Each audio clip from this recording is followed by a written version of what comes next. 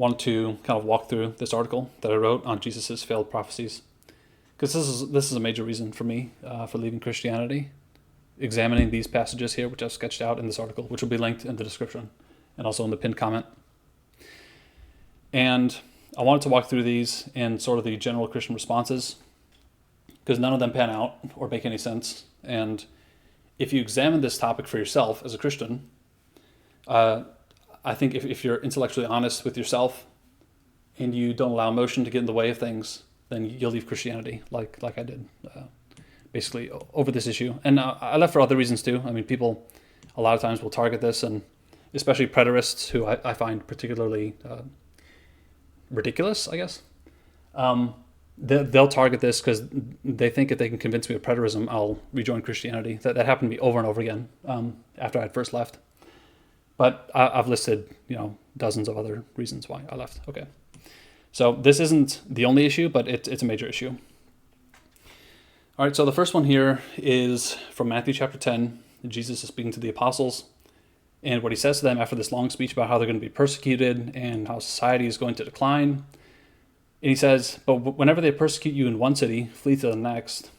For truly I say to you, you will not finish going through the cities of Israel until the Son of Man comes."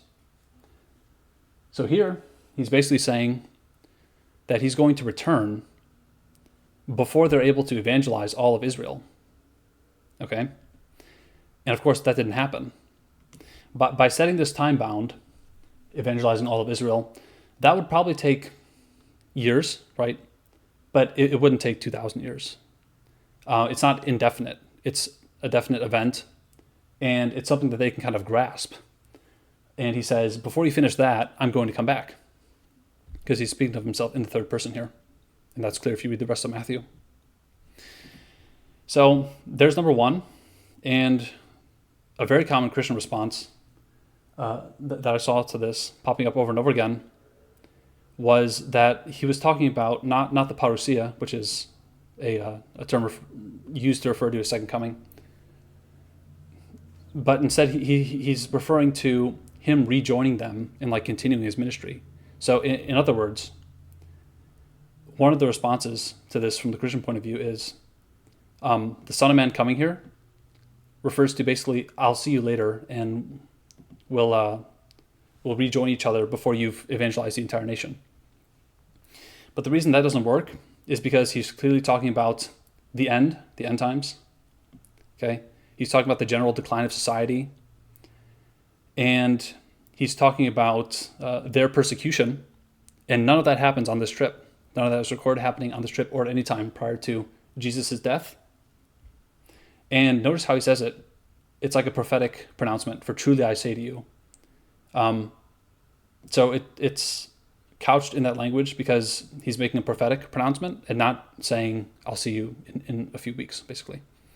So that response in context makes no sense. Another response is that the coming here is not the parousia, but Jesus coming and destroying Jerusalem in 70 AD. Now I'm just going to read this.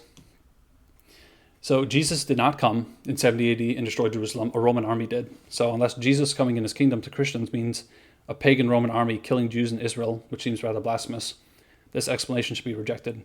Additionally, it should be rejected because examining the other statements that Jesus made about the coming of the Son of Man renders any fulfillment at 70 AD absurd.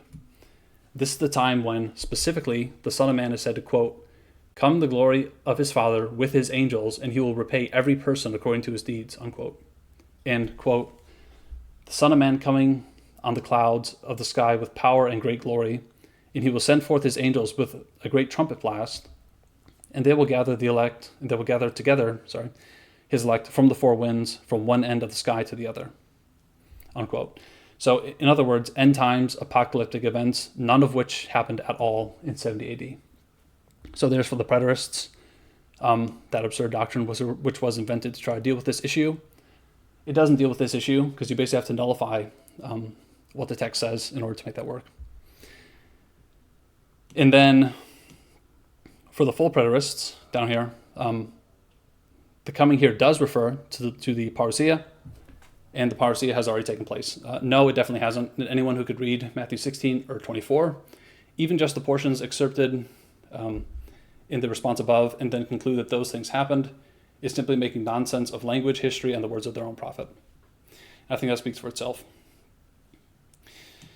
The second prophecy that did not come to pass is when Jesus in Matthew 16 is speaking to the disciples, and he says, "The Son of Man is going to come in the glory of his Father with his angels, and he will then repay every person according to his deeds. Truly I say to you, there are some of those who are standing here who will not taste of death until they see the Son of Man coming in his kingdom."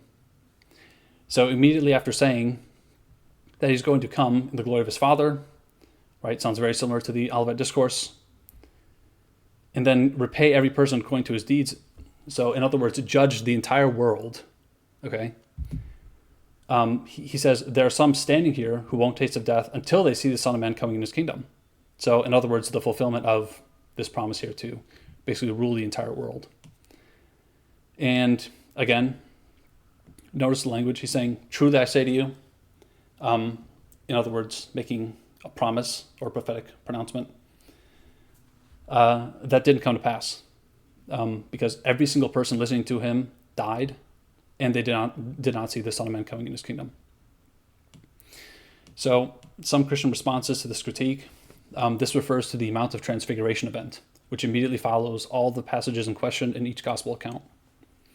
So in response, the Mount of Transfiguration story occurs 6 days, or, quote, about 8 days after he says the prophecy in question. Jesus' words in the prophecy suggest a long period of time, namely later within their lifespans, possibly near the end, as some listening to him may presumably have died, not 1 week. Also, and this applies to every single response to this passage, Jesus did not come in the glory of his Father with his angels and reward every man according to his works at all, but definitely not during the Mount of Transfiguration.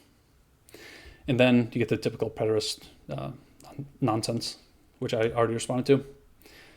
And then the third one is the Olivet Discourse, where Jesus says, this generation will not pass away until all these things take place.